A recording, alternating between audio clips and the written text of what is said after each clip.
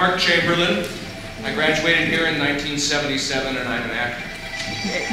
Harper Joy Theater gave me a lot of things, but in the big picture it gave me two things. It gave me life as an actor because I learned how to work at this theater. I learned how to do a few things well, and I learned to make a lot of mistakes, which I think is the greatest gift a student can be given in an artistic environment like this. Harper Joy Theater almost killed me, too. Literally. My junior year here, we were doing bulldog drumming. And on opening night, we had a big stunt to close the second act of a 3-act play. I was to swing out just about in the middle of that, same height as that platform right there, grab onto a chandelier, kick Jay Page, who was playing bulldog drum, swing back and dive out of a breakaway window onto supposedly a pole vaulter's mat off stage. It didn't work exactly that way, and I ended up on the floor in a heap. I got up because I was 20. I certainly wouldn't do it again today. I think I had the last line of the second act, and the curtain came down, and it felt like I'd been punched in the solar plexus really hard. I thought, well, I can survive this. So we did the third act. We had one of our great opening night parties here. And in those days, I don't know if there are any students here now or not, but in those days, the theater parties at Whitman were the parties to go to.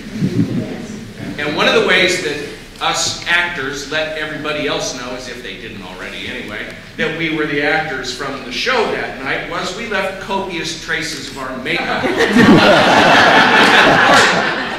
And unlike today, when I don't wear makeup in the theater anymore, hardly anybody does. In those days, we wore a lot of makeup.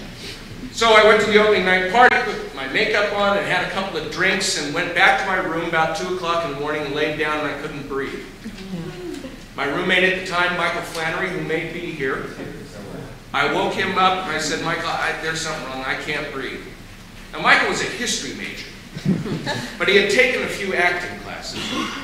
And we used to do a lot of exercises about breathing into places and trying to make yourself feel better and bring energy. And he wanted me to breathe into this, and I said, I can't breathe at all.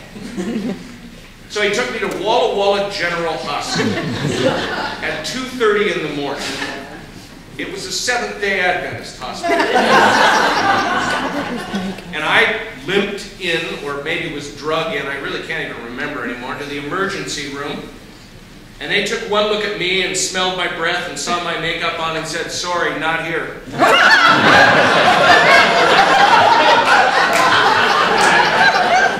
Now Michael, to his great credit, was the kind of fellow who didn't take no for an answer. And he knew that I needed to be in the hospital. So somehow he convinced him to take me in. A half an hour later, they had woken my poor mother up in Lake Oswego, Oregon, in the middle of the night because I was underage for surgery. So I must have been 18 or something like that.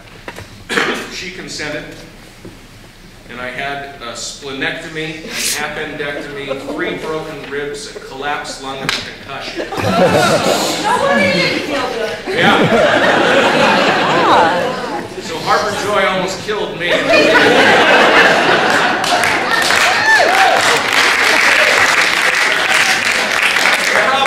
Killed Jack. Because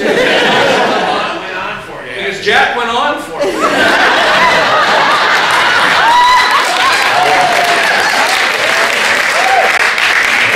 And I do remember to this day, in the hospital when I sort of came around, I said, well, how, I woke up and I knew I was an actor because the first thing I asked was, how's the show? And they told me that Jack had gone on for me and I got over that shock and I said, well, how did he do that? And they said that he, all over the stage, of course he had designed the set, he had written his lines. And sort of made his way from one collection of lines.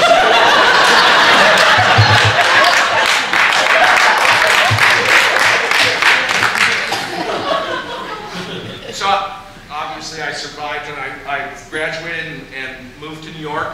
Went to the American Academy of Dramatic Arts, got some more training, and then I started working.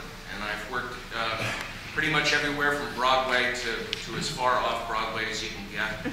My wife Betsy and I live in Seattle now. I got to Seattle because Dan Sullivan hired me from New York to come and do an original play at the Seattle Rep. We stayed, and knock wood, I've been working there and around the country ever since. So that's